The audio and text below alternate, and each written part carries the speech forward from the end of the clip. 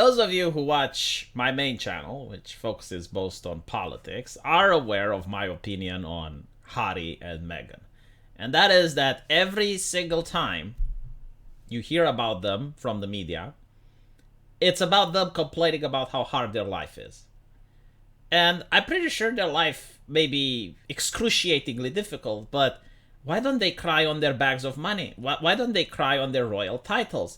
I mean, surely the mainstream media can show a more touching story by just interviewing someone from the ghetto than some royal billionaire and how difficult their life is. It's difficult to empathize. I mean, they have a completely different lifestyle than I do. And I have it difficult to believe that they would ever care about my hardships. And I also have a finite level of empathy, which means that I would rather give my empathy to the poor that are having hardships than to the rich that are having hardships. Because if billions of dollars in royal titles aren't enough to fix your hardships, then what exactly can I do? So, to summarize, the main reason people dislike this couple is because every time they come out in public, they are complaining about how difficult life is. And usually their solution is that society needs to change in order to make their life better. Like, it's not enough that they're billionaires, it's not enough that they have royal titles. No, like, you need to change your behavior, and that's how their life can improve. So, I'm not the only one who noticed this. Apparently, South Park also noticed this, and recently released an episode making fun of them. Now, South Park is renowned for making fun of literally everyone. I mean, they made fun of Jewish people, they made fun of Donald Trump, they made fun of homeless people. Like, South Park makes fun of everything and everyone. And they said that Prince Harry's autobiography, Spare, has been ridiculed, with South Park referring to it as wah.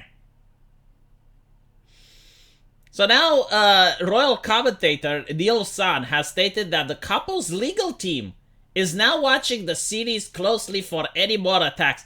This is not an attack, okay? Like, no one broke into their house. No one physically assaulted them. No, like, this is criticism. This is satire. Now, what's interesting, of course, they have the right to sue if they so choose. But take into account that when Donald Trump threatened to sue a journalist, everyone was up in arms. And they were like, oh my God, like, how thin-skinned are you? What are you doing? I do hope that the same response is going to be given here. You know, the Streisand effect and all that. Because it's interesting. I actually stopped watching South Park for 2 seasons now. It just became a little bit stale. And I don't think it's me, because I watched the first seasons and they were hilarious. But, like, recently, I didn't enjoy it as much. But I guess now I have to see this episode. I have to see what was so horrible that it got these billionaires to put their legal team on watch and make sure that there are no more attacks to watch the series closely. From what I understand, only 2 people have ever considered suing South Park.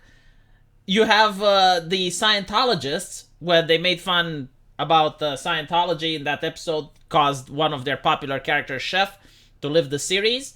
And now is this. I suppose the creators also struggled a little bit with Islamophobia for depicting Muhammad in a couple of episodes, which, from what I understand, all of them are banned now. You can't get them anywhere legally, and if you do own them, they're probably going to become priceless collector's editions. So I guess that's the club of people who were displeased with episodes from South Park. You got a couple of radical Muslims, you got Scientology, and now you got Meghan and Harry. And by the way, I'm willing to bet that now you're going to get more episodes with them because of this. I may be wrong, but I have a feeling that's how the creators of South Park are going to react. Like, if you're going to threaten them with litigation, they're going to just make fun of you more. And I don't think that there's even anything you can sue them on. I mean, sure, you know, you can sue a ham sandwich, but that doesn't guarantee you're going to win. I mean, it's clear sarcasm, it's fun, America benefits from free speech. You're not in Britain. That's the thing. But anyway, so apparently their legal team are casting an eye over the episode to see what is wrong and what could be turned into something more sinister. It's almost like they're definitely struggling. It's like, how can I victimize myself from this? Like, I know it. I know that by watching this episode, there is some victimhood box to be gained from it. But I just need to do the research. I just need to figure out how I can victimize, mold it into chakra, and turn it into fame. However, Fox News have stated it has not confirmed whether legal action will be taken or not. Like, there is nothing. This is just a way of them getting into the conversation yet again. Like, these people, these two individuals, they go towards the public spotlight like moths to a flame. Like, if they were legitimately individuals who do not who want to have a private life, okay, like who don't want harassment, who don't want criticism, they would shut the fuck up. Like, notice how other people within the royal family, they rarely get to be talked about because they're doing their thing. You know, they're staying away from the press. They don't make public comments.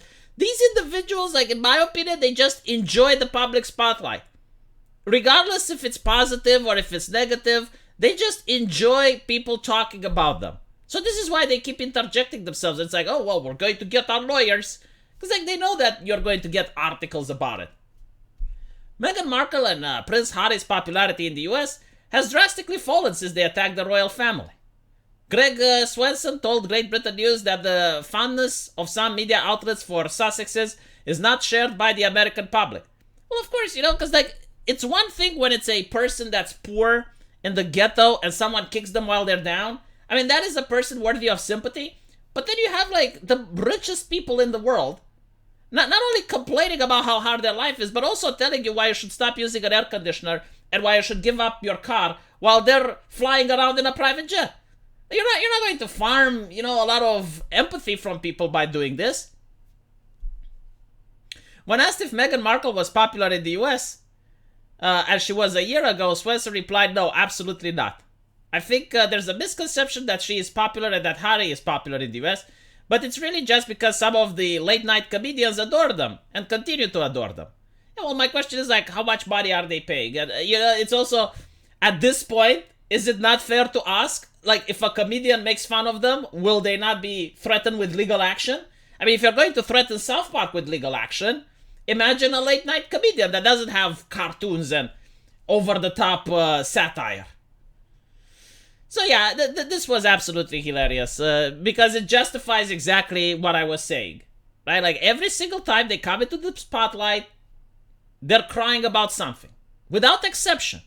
You know, like, when are they going to come into the spotlight and say, hey, I built an orphanage shelter. I built a house for the poor. When are they going to do that? Right now, it's just like, oh, look how hard my life is. South Park made fun of me. Okay. You and Donald Trump have a lot in common then. Let me know what you guys think, and as usual, I will see you in the comment section. Take care.